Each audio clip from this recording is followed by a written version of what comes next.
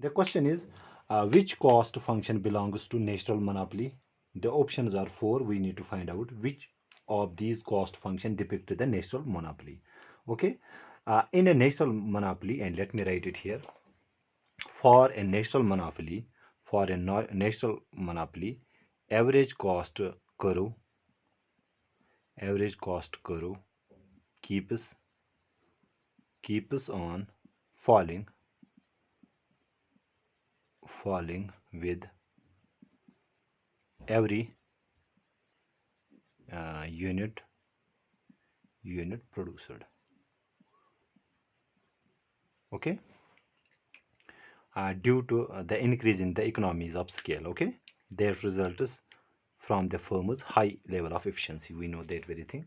So in natural monopoly, if we have the graph like this, we have output on this side and average cost on this side. We are being told in natural monopoly, average cost curve keeps on falling with every unit produced. So our cost curve should go like this. It should be falling as output is produced. Average cost should be decreasing. Okay, so in all these four options, first we need to find out the average cost. So in the first case, average cost, as we know, is simply equal to total cost upon output. So total cost is here 7q. To this we divide the output. So here it comes out to be 7. Now if we draw the graph of this, we got 7. We have, output. Let us denote it by q here, and average cost on this side. So average cost is horizontal, so it is not falling, so that cannot be the cost function of the natural monopolist, natural in case of natural monopoly. Let's take second. So average cost is simply total cost upon output. So we have 7q plus 8q square divided by power has a go. So let me do one thing here. If I can take this out. Okay, so it is winter here.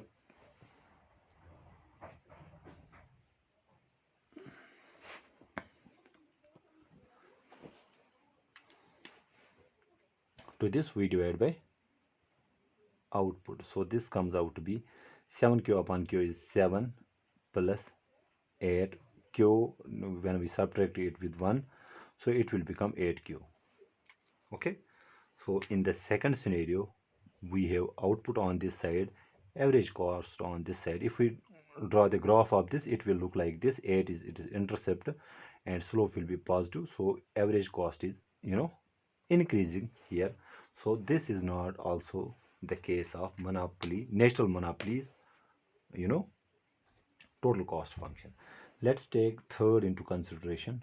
So in this case, we have average cost is equal to total cost upon output. So that is 7 q raised power, you know 1 upon 2. Let me write it here.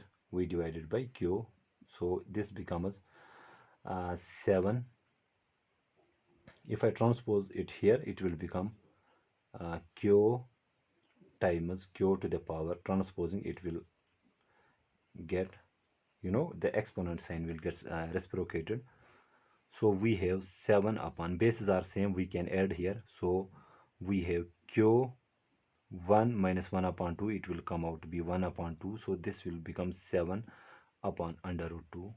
Okay, sorry, 7 upon under root q here. And in this case, the graph of this will look like this. Q is on this side, average cost on this side. So average cost will be falling here because in the denominator we have under root q, 7 divided by under root q, it will decrease. Okay, so average cost in this case will decrease with each unit produced. Okay, if you draw the graph, you will see the graph of this function will look like this.